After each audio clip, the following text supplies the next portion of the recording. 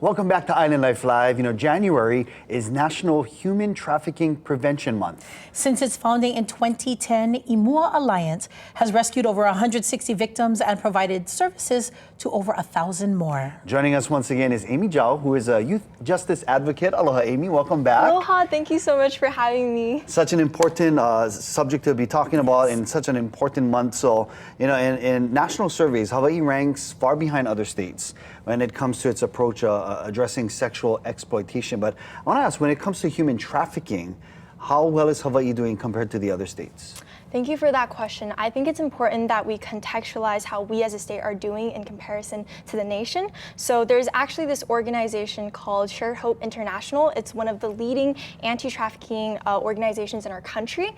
And every year this organization looks at the laws of each state in our country and evaluates how good it's performing in terms of anti-human trafficking efforts, prevention, and response. And last year in the 2024 report card, Hawaii actually received a letter grade of F. So we're not doing very well. We're failing in areas like giving the continuum of care to survivors, survivor response, and most notably in prevention, education, and training, we received a score of only 4 out of 15. So I think it really shows that we have a long way to go as a state in terms of our laws to protect our community. And this is a time to do it now that the legislature is open and in session. Yep. So for more than a decade, Imua Alliance has been leading these efforts to strengthen Hawaii's laws against human trafficking. What piece of legislation is Imua Alliance sponsoring for the 2025 legislative session to combat sexual exploitation? Yeah, so in the 2025 legislative session, we're really excited to sponsor 3 bills. The first one is the Prevention Education Bill. So this bill equips teachers and school staff with the knowledge they need to recognize and respond to cases of trafficking on campus. So right now, teachers don't have any formal education when it comes to identifying students who might be victims of human trafficking. And if they're able to, they really don't know how to approach the student with kind of like a trauma-informed method to ensure that the student isn't further hurt, by this sort of misapproach. But with the Prevention Education Bill, we're hoping to provide education to these teachers, and Imua actually already does so. So we kind of have these programs where teachers and students learn about human trafficking, how to recognize it and how to respond to it. And for every class we teach, there are on average 2 students who identify themselves or someone they know as potential victims of trafficking. So it's really a prevalent issue around our campuses. But the second bill that we're introducing is the Safe Harbor Bill. So this bill immunizes victims from being prosecuted for prostitution-related offenses.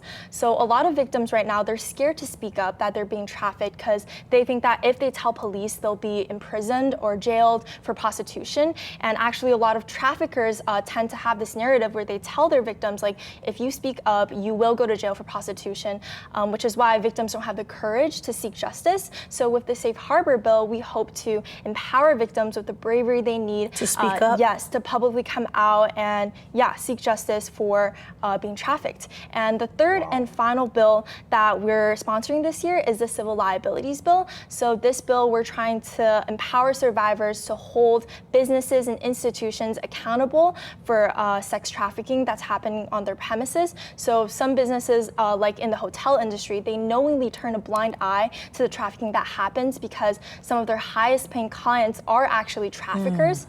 And we think that it's important for survivors to be able to file civil lawsuits against these businesses like hotels so that they can get the justice that they deserve. Wow, this is amazing. I'm so, having you sitting here with, I'm getting emotional just thinking about, but just having you sitting here and knowing that we have youth advocates like you, I feel confident that we'll be able to make some progress in our legislature. I'm really happy, but how can we get involved as the public? Yeah, that's a great question. So the first thing that you can do right now is go to imuaalliance.org and enter your contact information so you can hear the latest updates on hearings on the bills that I was talking about, and maybe submit testimonies to support these bills to help them advance in this legislative cycle. The second thing you can do is check out our social media. Our Instagram is Imua Alliance. There we have content where we spread awareness of human trafficking. And if you see a stat that's like, wow, that's so shocking, or I feel like more people need to know about this in my community, feel free to repost some of our, content on your stories, share them with your friends, family, community. Really, we just want the community to stay informed and safe from trafficking. And the third and final thing that you could do is reach out to your local legislators. So that could be your representative, your senator, give them a call, email them, write a letter, whatever feels comfortable, and tell them how much you care about human trafficking and why they should prioritize it in this legislative session. So yeah, really with those three things, we're just trying to keep our community informed. And as we say, every year that we wait, more and more people are being exploited and being victims of this horrible act. So it's really time now for us to prioritize ending exploitation and protect our youth from human trafficking. Time to do it. Amy Zhao, our youth justice advocate with Imua Alliance. Thank you so much for being here, Amy. So well spoken. Wow. And this is the kind of leaders that we need. Yeah? Yep. All right. Well, we'll be back with more right here on Island Life Live. Thank you so for being here, sis.